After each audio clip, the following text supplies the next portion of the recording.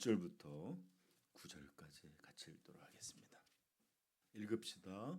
사울이 주의 제자들에 대하여 여전히 위협과 살기가 등등하여 대제사장에게 가서 다메섹 여러 회당에 가져갈 공문을 청하니 이는 만일 그 도를 따르는 사람을 만나면 망류를 묵론하고 결박하여 예루살렘으로 잡아오려 함이라.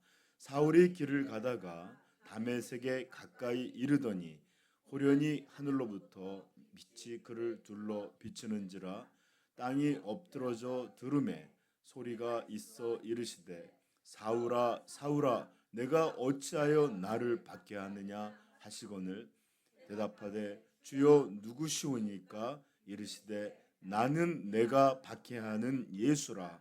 너는 일어나 시내로 들어가라. 내가 행할 것을 내게 이를 자가 있으리라 하시니 같이 가던 사람들은 소리만 듣고 아무도 보지 못하여 말을 못하고 서 있더라. 사울이 땅에서 일어나 눈은 떴으나 아무것도 보지 못하고 사람의 손에 끌려 다메섹으로 들어가서 사흘 동안 보지 못하고 먹지도 마시지도 아니하니라. 아멘. 여러분, 세상에는 누구나 이름을 대면 알만한 사람들이 있어요. 그렇죠? 그리고 우리는 그런 사람들의 인생이 어떤 중요한 이벤트들이나 사건들이 있었고 또 그 인생의 클라이막스라고 하는 이 절정의 어떤 인생에 있어서 최고의 순간이 어떤 것인지 너무 잘 알고 있기도 해요. 제가 종종 예를 들 때 이순신 장군 예를 잘 듣는데 왜냐하면 누구도 다 알 것 같아서 그래요. 자, 제가 만약에 강감찬 장군 하면 잘 모를 수 있잖아요, 그렇죠? 자, 이순신 장군에 대해서 우리가 말해본다면 적어도 그분이 누구신지, 그분이 무슨 일을 해서서 왜 한국 사람들이 위인으로 삼는지 너무나 잘 알 거예요. 그에게는 엄청난 승리뿐 아니라 모함받고 또 그 자리에서 쫓겨나서 백의종군했던 모습도 있고 또 우리가 잘 아는 거북선을 만드신 분이기도 하고 수많은 대첩들, 지금의 모든 세계사의 해군들 중 많은 일이 넬슨이라고 하는 영국 제독을 뽑는데 이순신을 아는 이들은 그것은 감히 비교도 안 된다 할 정도로 뛰어난 승리를 보이신 분이고 그의 죽음까지도 너무 잘 알죠. 내 죽음을 알리지 마라 뭐 이러면서 그다음에 또 살고자 하는 자는 죽을 것이요 죽고자 하는 자는 살 것이다.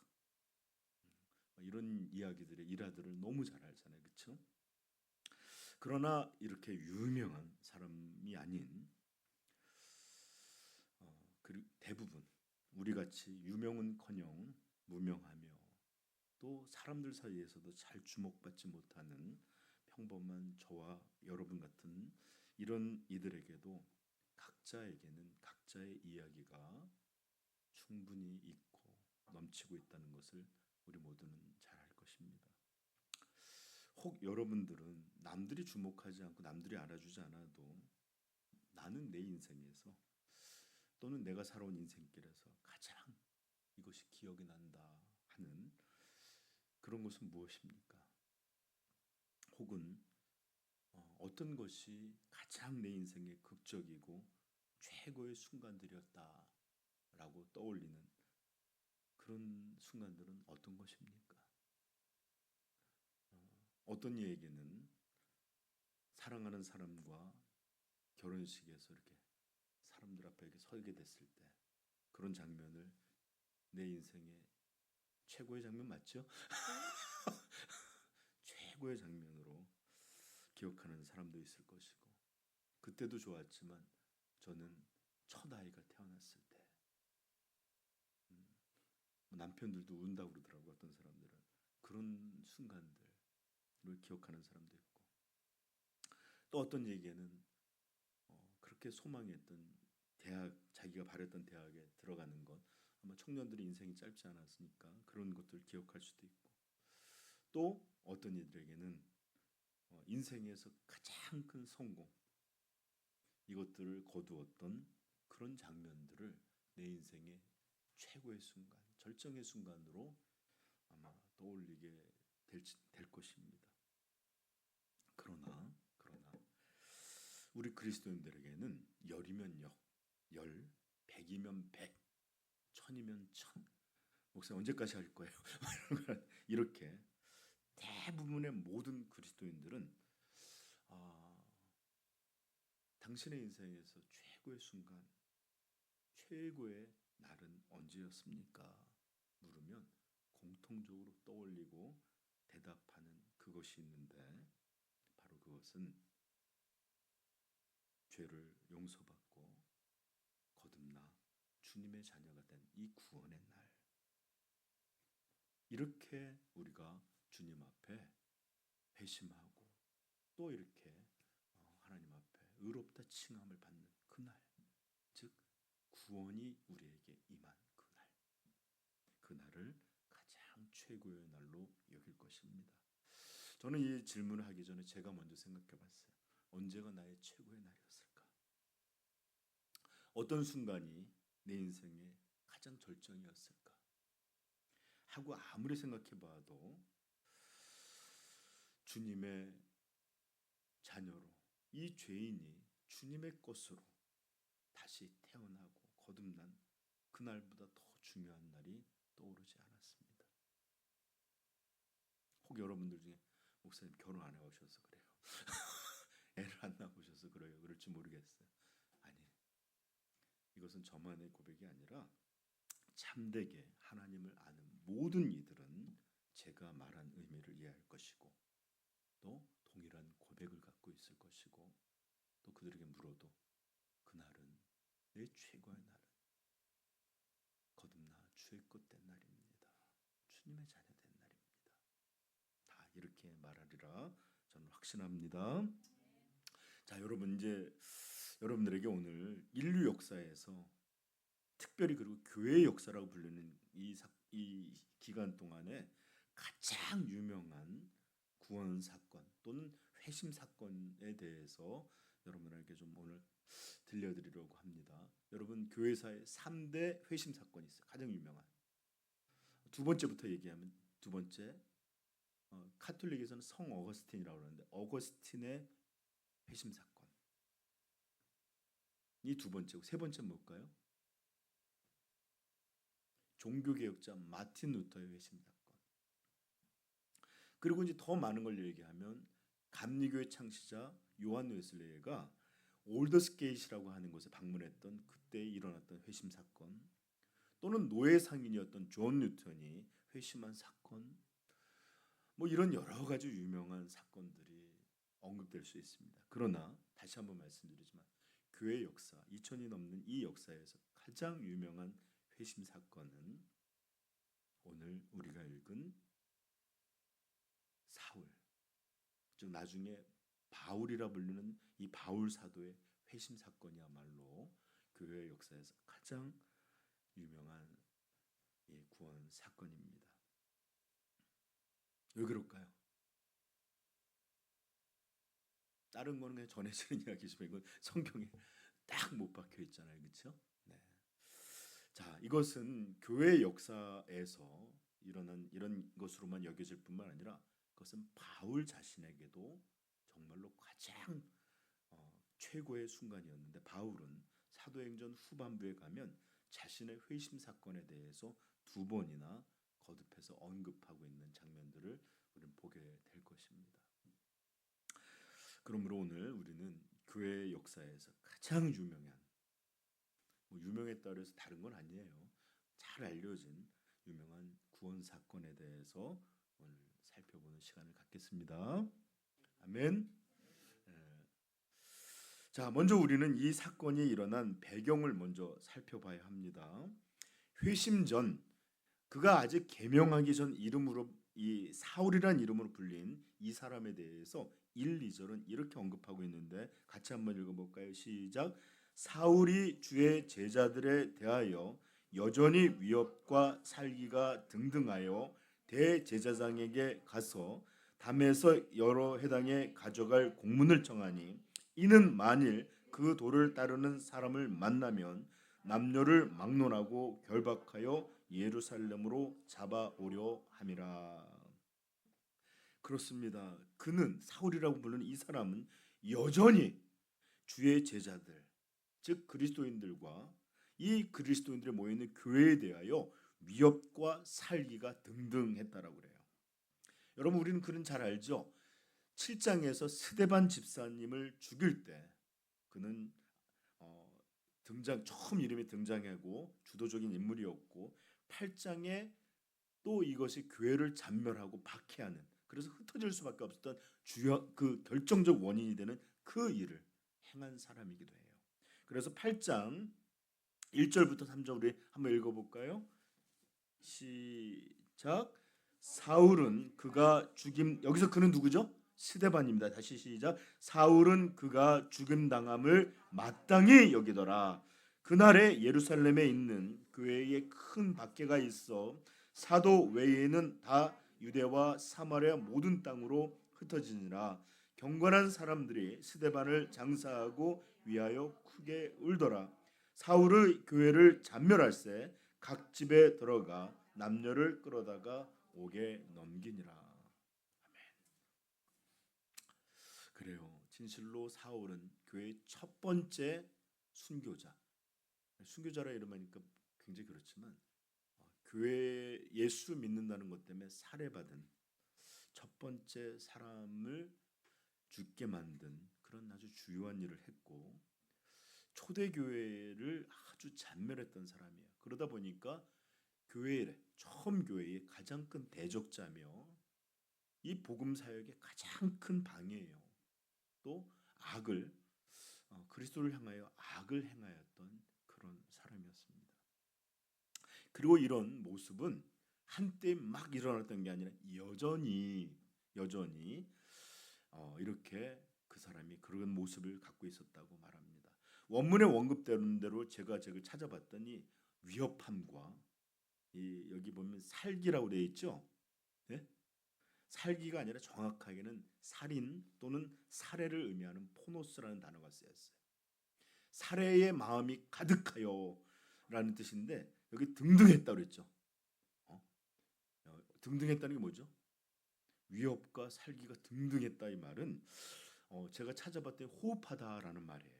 엠프네오가 사용됐는데 즉 그가 그리스도인들을 향해서 살벌한 위협과 살해의 목적을 죽일 듯이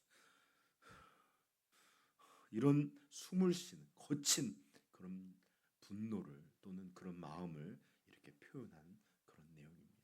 그래서 우리 말로는 살기 우리 기를 볶는 것처럼 그렇게 살기가 등등했다. 살해에 대한 이런 아주 이런 분노가 가득했다라고 표현하고 있는 것입니다.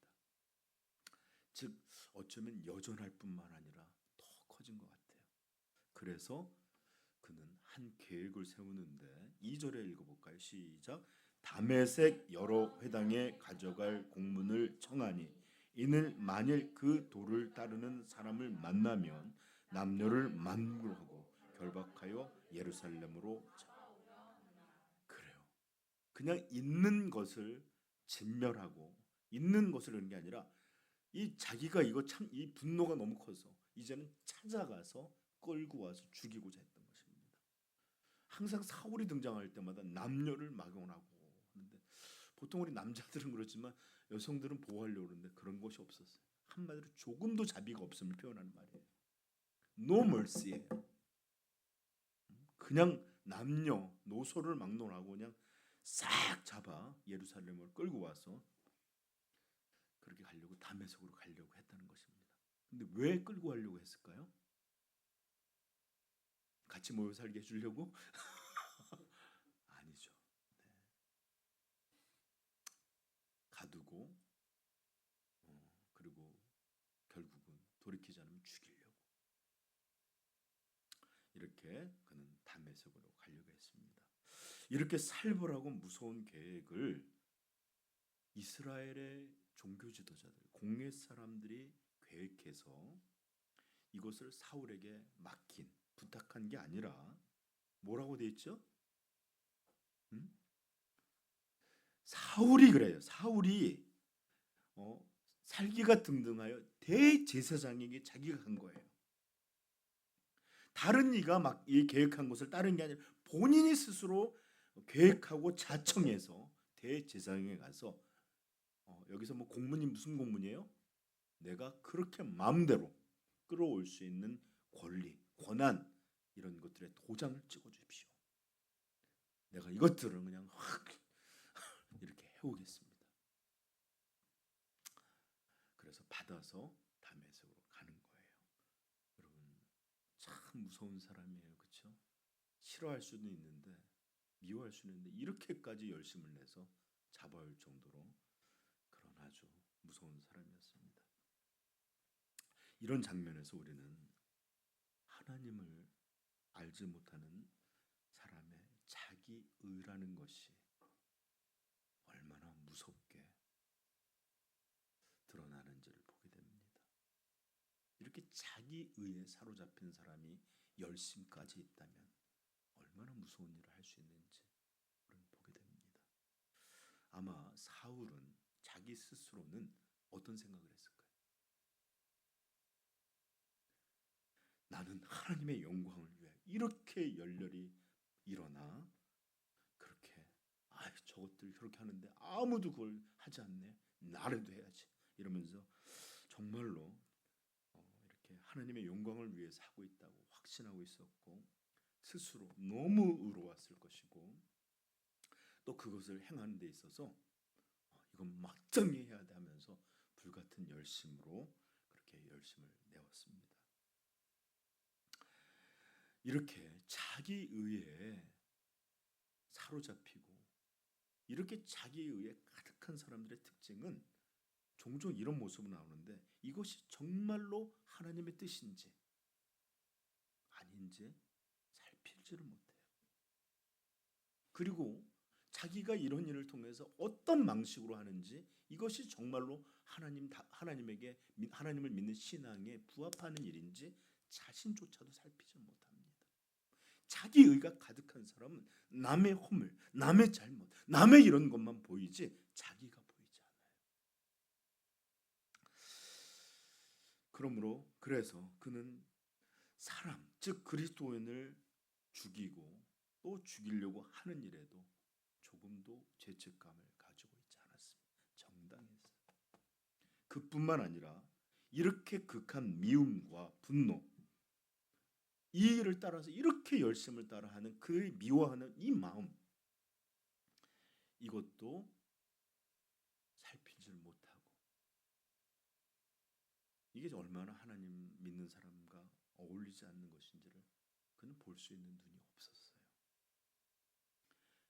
정말입니다. 그는 자기가 이렇게 행하는 것이 정말로 하나님의 뜻이고 하나님으로부터 온 것인지 또는 자기가 이렇게 행하는 이 행동들이 정말로 우리가 하나님을 믿는 이것과 일치하는 것인지 묻지도 고민하지도 않아요. 그리고 자기의에 사로잡혀서 미친 듯하게 열심히 복주했던 것입니다. 우리는 이런 모습을 통해서 로마서에 등장하는 말씀을 통해 자기의가 얼마나 무서운 것인지를 잠깐 생각해 볼 수 있는데 로마서 한번 본문을 껴놓고 찾아가 볼까요? 10장 1절부터 3절입니다.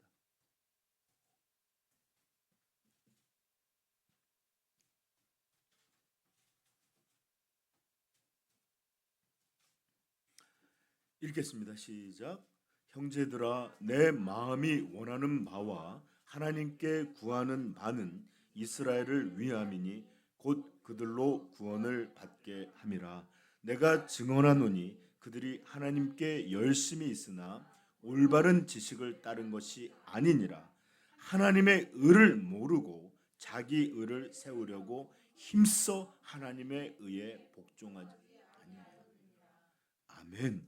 이건 자기 고백적인 고백이에요. 누구보다 자기의에 가득했던 사람이 바로 사울이었기 때문에 그렇습니다. 이렇듯 모든 자기의 의는 비록 그것이 종교의 이름, 하나님의 이름, 신앙의 이름으로 이것이 이루어진 것이라 할지라도 그것은 결국 대적하는 일이 되고 그 의를 나타내는 방식에 있어서도 너무나 공격적이고 폭력적인 이런 방식으로 드러납니다. 보십시오. 예수님을 죽였던 이스라엘의 종교 지도자들의 모습이 그러했어요. 또 스데반을 죽였던 공회의 모습이 그러했습니다. 그리고 이제 다메섹으로 그리스도인을 잡아다가 죽이고자 했던 사울의 모습도 그러합니다. 이렇듯 자기의 의는 하나님을 거부하고 자기가 스스로 하나님과 같은 일을 행하려 해요. 여러분, 그래서 죄송한 얘기지만 교회에 많이 나와 있지만 자기가 의롭다고 여기는 사람은 절대로 구원에 이르지 못합니다. 그런데 죄송한 얘기지만 자기를 다 옳게 여겨요. 많은 이들이 자기를 정당하게 여겨요. 우리 모두 제멋에 사는 것처럼 하는 것, 자기 의를 따라 살아요. 그리고 이 의를 지키기 위해 하나님의 의를 열심히, 하나님의 의를 모르고 자기 의를 세우려고 힘써 하나님의 의에 복종하지 아니합니다. 이런 모습은 이렇게 바울에게나 예수님을 죽였던 그때뿐만 아니라 현대 교회에서도 너무 동일한 모습으로 드러나는데, 자기가 너무 의로운 사람들은 너무 쉽게 다른 이들을 정죄합니다. 또 교회 비난하는 것들을 정말 의롭다 생각해서 비난해요. 그리고 쉽게 미워하고 이런 일들에 자기를 볼 줄 모르게 두려움도 없고 또 이런 일들을 너무 과감하고 또 열심으로 행하게 되는 것입니다. 뭐로? 신앙의 이름으로, 말씀의 이름으로 남들을 그렇게, 또는 거룩한 것을 그렇게 함부로 공격하고 비난하게 되는 것이에요. 그러므로 저는 자기가 너무 의로운 사람들이 무서워요. 그런 사람들을 만나면 항상 좀 불편해요. 여러분 그렇지 않습니까? 그런데 자기가 정말로 추하고 끔찍한 죄인이라고 알고 있는 사람을 만나면 너무 좋아요. 이런 사람은 비난하기보다는 오히려 품으려고 하고 교만하지 않고 겸손합니다. 자기가 죄인이기에 또 다른 죄인을 보면 이렇게 어떻게 하든지 포용적인 이런 모습을 보일 때가 참 많아요. 그리고 이런 사람들은 어떤 이런 이런 내용을 들으면 많은 사람들이 교회를 이제 우리 형제는 그리스도인들을 서로 사랑해야 된다라는 말 들으면 이것 앞에 겸손하지, 어떤 사람은 또 이렇게 쟤 안 사랑하잖아, 목사, 교회 어디 그런 사람, 남이 아니라 자기를 살피기 때문에 이런 사람들은 이런 것을 가지고 공격하거나 비난하지 않아요. 근데 자기 의가 있는 사람은 거봐, 저거 자기 의 있잖아. 너무 잘 보이는 거야, 자기도. 그래서 이것을 가지고 공격하게 되는, 자기가 그런 사람인 것을 보질 못하게 돼요. 사랑하는 성도 여러분, 지금 사울이라고 하는 사람이 갖고 있는 이 잘못되고 어둡고 열렬한 자기 의가 우리 참된 그리스도인 성도들, 우리 삼위영광교회 성도들에게는 조금도 남아있지 않기를 주님의 이름으로 축복합니다. 우리는 모두 죄인됨을 고백하였고 예수 그리스도가 우리의 의다 고백한 그런 사람들이에요.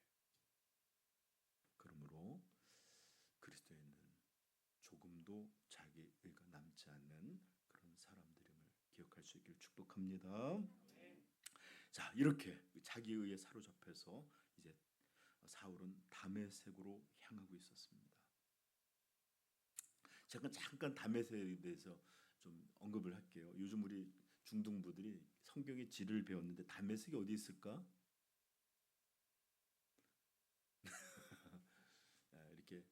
비옥한 초승달 지역이라고 하는 요곳에 문명들이 이루어져 있어요. 뭐 바벨론, 아수리아 뭐 이러면서 다 문명들이 이렇게 이루어지고 있는데 이 지금으로 따지면 현대의 시리아, 옛날에는 아수르라고 부르는 이런 곳에 한 도시인데 지금도 시리아라고 하는 곳의 수도가 어디냐면 다마스커스예요. 다마스커스. 이것을 히브리 사람들은 다메섹 이렇게 표현한 겁니다. 예전에 우리 아람 군대 장관이었던 나아만 아십니까? 나아만 아는 사람이에요.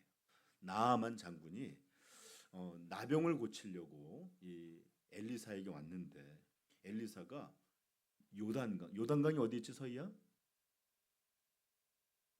그렇지 이렇게 이스라엘 남북을 이렇게 조그만 개천 같은 영역도 있대요. 그 요단강에 가서 7번 몸을 씻으시오. 그러면 낫게 될 것입니다. 그랬더니 열왕기하 5장 12절에 나아만이 이렇게 말합니다. 다메섹강 아마나와 바르빌이 요단강 물보다 낫지 아니야. 왜 낫지 않겠어요? 요단강 별거 없대요.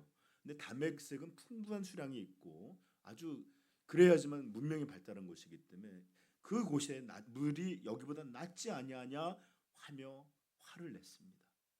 그랬더니 옆에 여종이 아니 선지자가 더한 일을 시켜도 하지 않았겠습니까? 좀 해보시면 어떨까? 그리고 7번 나왔더니 아기살같이 깨끗해졌어요. 그러면서 갑자기 엘리사한테 가서 막 이렇게 겸손해지는 장면이 나오는데 그때 나아만이 우리 여기 다메섹에 가면 이런 강이 더 좋은 강이 없느냐? 이러면서 얘기했을 때 등장하는 곳이 다메섹이에요. 자, 그래서 아람의 수도였고 이렇게 고대로부터 이 도시는 존재했고 이스라엘에게도 잘 알려진 도시였습니다. 예루살렘에서부터 이 다메섹까지의 거리는 저 좀 보십시오. 250km 정도의 거리랍니다. 보통 이런 거리를 측정하면 이렇게 직선 거리를 따지는 거기 때문에 사실 이렇게 길이 나 있지 않은 이런 곳을 가면 더 됐을 거예요, 그렇죠? 그런데 이 정도의 거리를 가려면 어느 정도 걸렸을까요? 사람이 걸어서 빠르게 아주 급하게 가면은 5일에서 7일 정도면 일주일 정도를 걸려서 그곳에 도착했다라고 하는 기록이 있습니다. 자, 그런데 저 좀 보세요. 3절에 이렇게 나옵니다. 사울이 길을 가다가 다메섹에 가까이 이르더니 결국 그 다메섹에 거의 다가게 된 그 순간이었어요. 시작할 때가 아니었어요. 이제 거의 도착할 때쯤 돼서 갑자기 어떤 일이 벌어지죠? 빛이 확 비치는 장면이 나오는데 우리 3절부터 9절 읽었지만 이 내용을 다시 한번 읽어봅시다. 시작. 사울이 길을 가다가 다메섹에 가까이 이르더니 호련히 하늘로부터 빛이 그를 둘러 비치는지라 땅이 엎드러져 있어 이르시되 사울아 사울아 내가 어찌하여 나를 박해하거냐 하시거늘 대답하여 누구시오니까 이르시되 나는 내가 박해하는 예수라. 너는 일어나 시내로 들어가라. 내가 행할 것을 내게 이를 자가 있으니라 하시니 같이 가던 사람들은 소리만 듣고 아무도 보지 못하여 말을 못하고 서 있더라. 사울이 땅에서 일어나 눈은 떴으나 아무것도 보지 못하고 사람의 손에 끌려 다메섹으로 들어가서 사흘 동안 보지 못하고 먹지도 아니하니라. 아멘. 다메섹에 거의 왔을 때쯤 갑자기 놀라운 빛이 사울에게 확 임합니다. 그리고 이곳에 그는 너무 놀라서 어떻게 땅에 갑자기 엎드러지는데 하늘에서 태양이 있었을 거 아니에요. 근데 그것보다 더 환한 놀라운 초자연적이고 신령한 빛이 그에게 확 비치자 엎드러졌다는데 패손이라는 단어가 쓰였는데 이것은 넘어지다 또는 떨어지다 이런 말인 것처럼 낙엽을 타고 갔든지 아니면 어쨌든지 갑자기 이렇게 가다가 푹 이렇게 그냥 그 자리에서 엎드러지는 이런 모습을 이렇게 표현해놨습니다. 그리고 그를 향하여 너무나 놀라운 소리가 들리는데, 사울아, 사울아, 어찌하여 내가 나를 받게 하느냐. 자, 이 소리를 듣자 그 소리를 발하신 이에게 그는 이렇게 묻습니다. Who are you? 당신 누굽니까? 라고 그랬어요. 아니에요. Lord. 퀴리오스라는데 주여! 주여 누구십니까? 사울이 이 소리의 주인을 향하여 처음부터 주여 이렇게 부르고 있다는 것에 주목하시길 부탁드립니다. 여러분, 그는 굉장히 자기를 의로운 바리새파예요. 열심히 있는 자요. 그러므로 함부로 누구에게 고개 숙이거나 사람을 향해서 주라 이렇게 부를 사람이 아니에요. 그런데 그 소리를 향하여 주여 누구십니까? 즉 이 목소리의 주인공의 실체가 누구신지는 분명히 인식하지 못했지만 분명하게 이 소리의 주인은 초자연적인 이유, 신령한이라는 것에 대해서 그는 깨닫고 있었던 거예요. 그래서 그는 처음에 주님 도대체 누구십니까? 아마 그의 마음에 떠올른 정도가 아마 누굴까? 가브리엘까? 뭐 이 정도로 생각했을지 몰라요. 그런데 그때 예수님은 분명하고 정확하게 자신이 누구셨는지를 밝히셨는데 뭐라 그랬죠? 나는 내가 받게 하는 예수라. 나는 내가 받게 하는 예수라. 이 부분은 제가 나중에 한 번 더 여러분 설교할 텐데, 예수님은 자신을 향해서 나는 성자 하나님인 예수라 이렇게 말씀하시지도 않았고요. 나는 메시아인 그리스도인 예수다 말하지도 않았고, 내가 받게 하는 예수라 이렇게 우리에게 들려주셨습니다. 여러분, 오늘은 여기까지만 이제 좀 살피면서 말씀을 좀 우리에게 좀 적용해 봤으면 좋겠는데, 다음에 이제 후반부를 살필게요. 우리가 1, 2절에 보았듯이 이 사울이라고 하는 사람은 정말로 교회의 대적자예요. 악인이었습니다. 타의에 의해서 이렇게 무서운 일을 한 사람이 아니었고, 또 우연히 하다 보니까 스데반을 죽이는 자리에도 있었고, 교회를 잔멸하는데도 끌려갔던 사람이 아니라 자기가 자원하고 의도하고 주도해서 그리스도인을 죽였고 교회를 파괴했고, 또 그 사람들을 끌어오려고 그 먼 거리를, 여기 보면 같이 가는 사람들이 있었죠. 이 사람들 뭘까요? 외로우니까 동행했던 사람들일까요? 야, 나 가기는 가는데 힘들 것 같아. 저 같이 좀 아니, 끌어올 사람들, 건장한 사람들, 결박할 사람들, 지킬 사람, 한두 명 데려오려고 이런 짓 한 게 아닐 거 아니에요. 그걸 주도해서 지금 이 사람들을 이끌고 갔던 그런 주도적인 사람이었습니다. 그리고 이렇게 다메섹으로 향했던 이유도 아까도 얘기했지만 예수 그리스도인들을 믿는 사람을 잡아다가 끌고 와서 없애고 죽이고 제거하려고 하는 그런 일 때문에 이 여정을 시작했던 것입니다. 그런데 바로 이 죄악된 길에서, 바로 이렇게 극악한 이 자를 향해서 주님은 그렇게 살인을 목적으로 한 그 길에 찾아오셨고, 이 사람의 죄악의 행보를 급하게 확 멈춰 세우시는 일을 하셨다라고 성경은 기록하고 있습니다.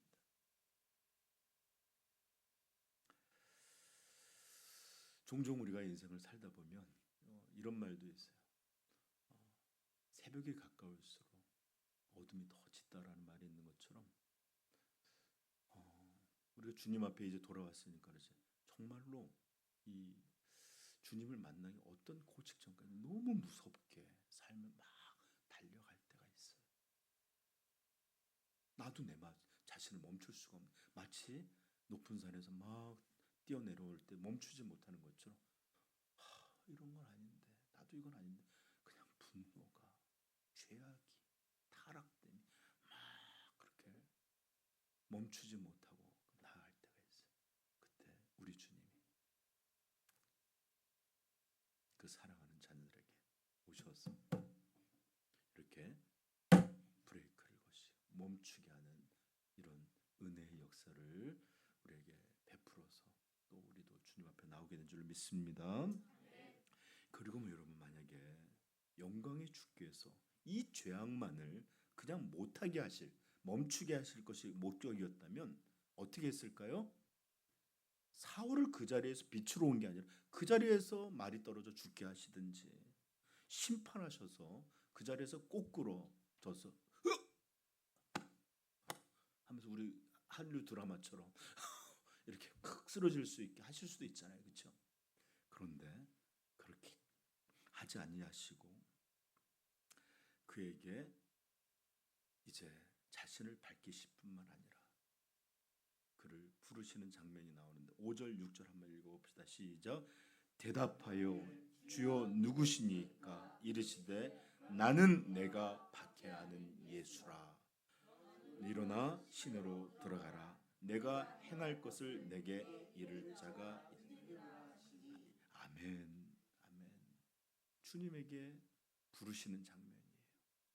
그렇게 돌이키도록 내가 사람을 보낼 것이다, 이렇게 말씀하시는 거예요. 나는 내가 박해하는 예수라. 그러므로 너는 이제 죽으라.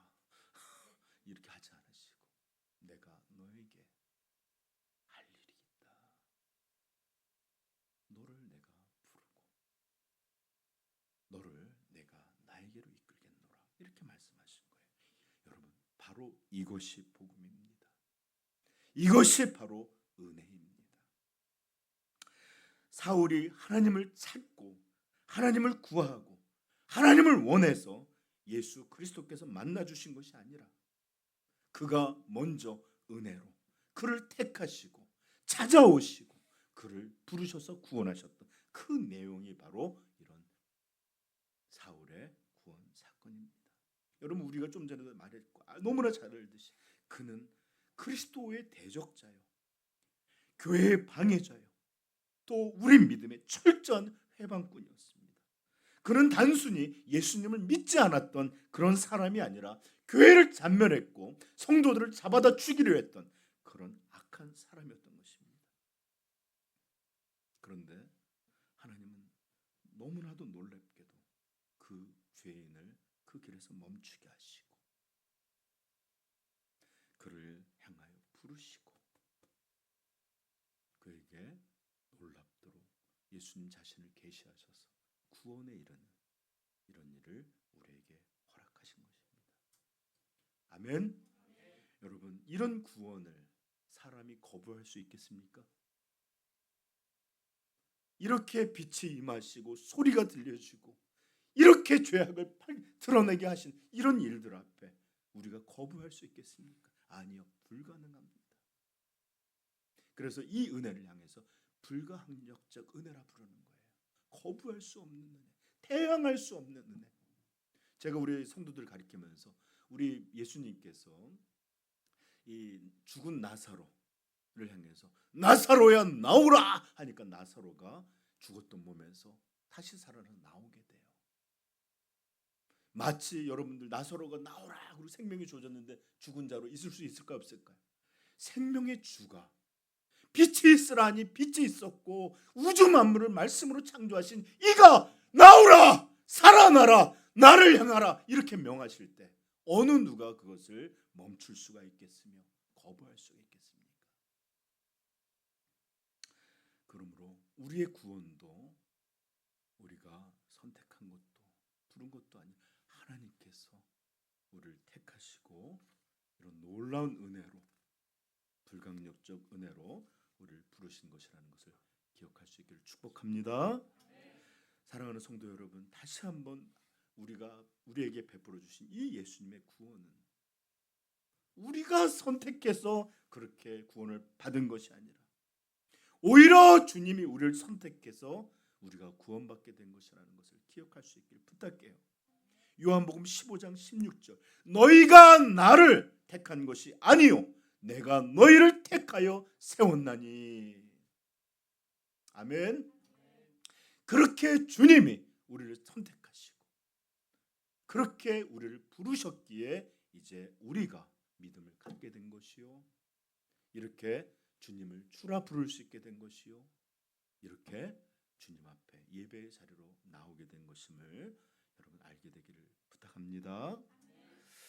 여러분, 우리가 주님의 선택을, 택함을 받게 된 것은 우리가 그렇게 선택받을 만한 합당한 착하고 선하고 의로운 사람이라서 하나님 얘 괜찮네 택한 건 아니에요. 오히려 악하고 오히려 하나님을 향해 대적하고 오히려 하나님을 향해 거부해 살았던 이 사람들을 멈추시고 불러 세우시고 구원에 이르게 한 것입니다. 여러분, 우리는 어떤 인생도 구원받기에 합당한 사람 이 세상에 단 한 명도 없어요. 로마서 3장 23절 모든 사람이 죄를 범하였음에 하나님의 영광에 이르지 못하더니. 로마서 5장 8절 우리가 죄인 되었을 때에 하나님께서 자기의 독생자를 십자가에 죽이심으로 우리에 대한 하나님의 사랑을 증명하셨도다. 우리가 하나님을 찾아서가 아니라 원수 되었을 때에, 죄인 되었을 때에, 오늘 보십시오. 이렇게 하나님을 향해 대적하고 살아가는 이 사울을 향해서 부르시듯이 그런 우리들을 하나님께서 부르신 줄 우리도 확신할 수 있기를 축복합니다. 예수님은 정말로 죄인을 부르셨습니다. 마가복음 2장 17절 예수께서 들으시고 그들에게 이르시되 건강한 자에게는 의사가 쓸데없고 병든 자에게라야 쓸데있느니라. 나는 의인을 부르러 온 것이 아니요 죄인을 부르러 왔노라 하시니라. 근데 아직도 주님 앞에 나와 자기들이 병든 자요 죄인인 줄을 모르고 나는 건강한 사람입니다. 나는 나 나름의 의롭게 산 사람입니다. 여러분, 이런 이들은 끝까지 주님을 알지 못하고 자기 의를 세우려고 하나님의 의인 예수를 거부하게 될 것입니다.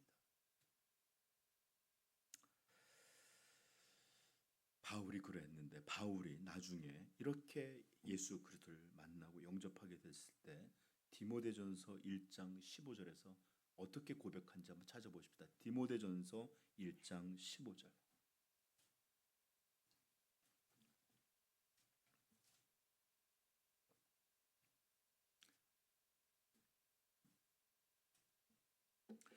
디모데전서 1장 15절 시작. 미쁘다 모든 사람이 받을 만한 이 말이요 그리스도 예수께서 죄인을 구원하시려고 세상에 임하셨다 하였도다. 죄인 중에 내가 괴수니라. 주님은 의인을 부르러 온 것이 아니라 죄인을 부르러 오셨다. 예수께서 죄인을 구원하시기 위하여 세상에 임하셨도다. 그리고 죄인 중에 나는 괴수다, 괴물이다, 몬스터다 이런 뜻이에요. 이것은 자기를 과장해서 겸손함을 취하는 게 아니에요. 정말로 자신을 향한 진정한 고백이었어요. 괴수였어요. 교회를 잔멸하고 예수 믿는 사람들을 죽이고 비난하고 미워하고 괴물과 같은 자, 자기를 하나님과 같이 여기는 자, 자기 욕망과 감정을 하나님으로 삼고 달려왔던 자, 이런 자를 멈춰 세우시고 그의 구원을 베풀어 주신 것입니다.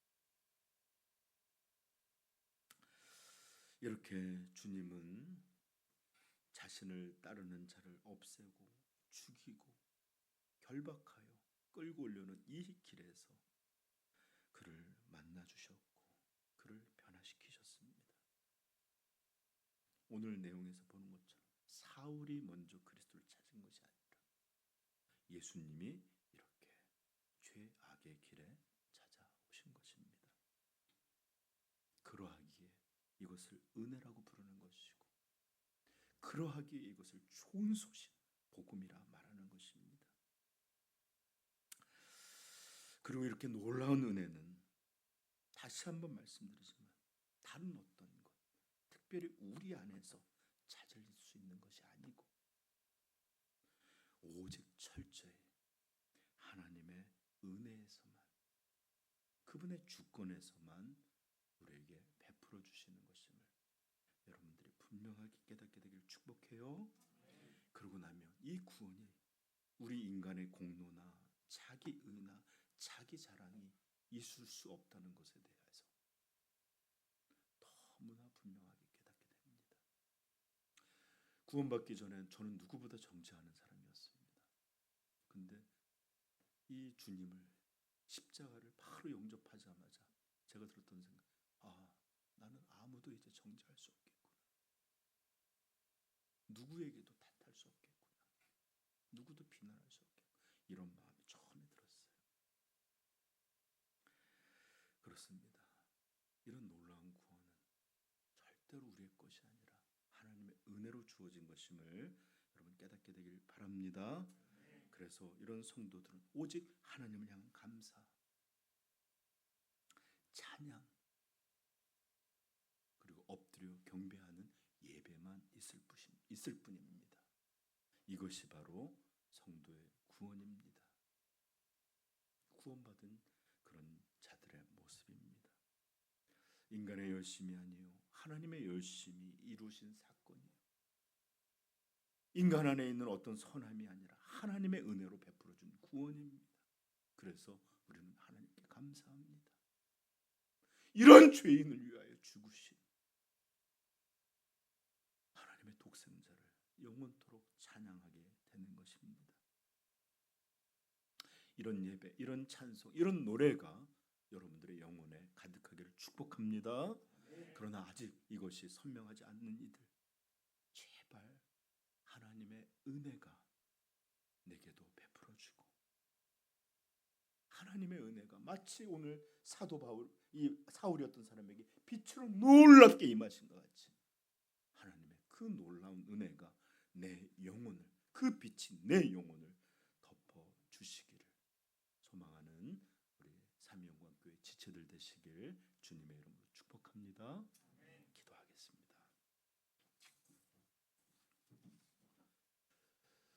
오늘 우리는 한 사람의, 그리고 너무나 잘 알려진 한 사람의 구원 사건을 보았습니다. 이것이 바로 우리에게 일어난 그런 일이었을 것이고, 또 우리에게 베풀어 주신 놀라운 구원입니다. 그러므로 이 시간에 우리에게는 놀라운 은혜로 찾아오신 우리 주님을 찬미하십시다.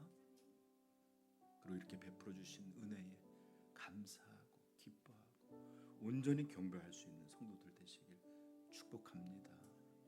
부디 자기 안에서 이런 것들을 찾지 마시고 자기의 의로움을 내세워서 우리의 의가 되시는 그리스도를 부인하지 마시고 철저히 엎드러져서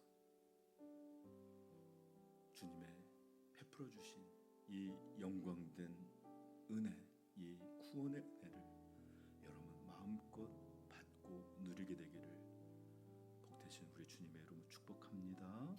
우리 같이 오늘 말씀을 기억하면서 주여 이 은혜가, 이 놀라운 빛이 내 영혼에 비추게 하여 주옵소서. 찾아와 주시옵소서.